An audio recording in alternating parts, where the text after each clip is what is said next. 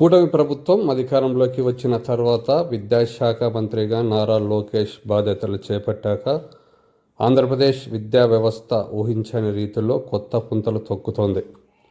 Corporate స్కూళ్లకు మాత్రమే పరిమితమైన విద్యా ప్రమాణాలు ఈరోజు పేద విద్యార్థులు చదివే సర్కార్ బడుల ముంగిట వాలాయి.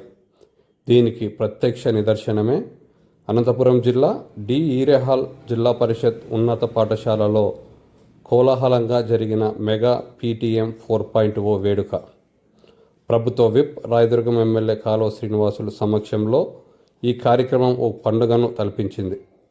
ఈరోజు తల్లికి వందనం 10,000 కోట్ల రూపాయలు ఇవ్వడం అనేది ఎప్పుడూ జరగలేదు.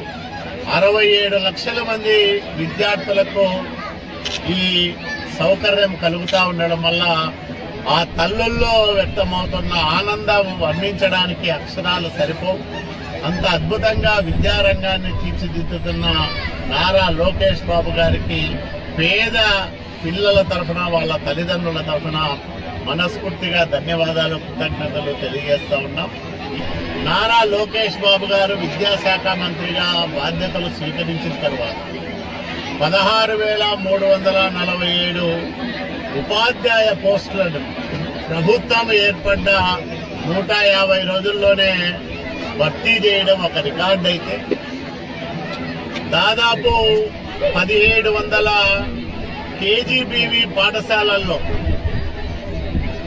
అదనపు తరగతి గదులతో పాటు హాస్టళ్లు భవనాలు నిర్మించి ఇంటర్మీడియట్ విద్యను కూడా ప్రవేశపెట్టడం వల్ల ఆడపిల్లలు ఉన్నత చదువులు చదువుకోవడానికి మార్గం సుగమమైంది. పిఎం శ్రీ పథకాన్ని రాష్ట్రం వినియోగించుకుంటున్న విధానం అద్భుతం.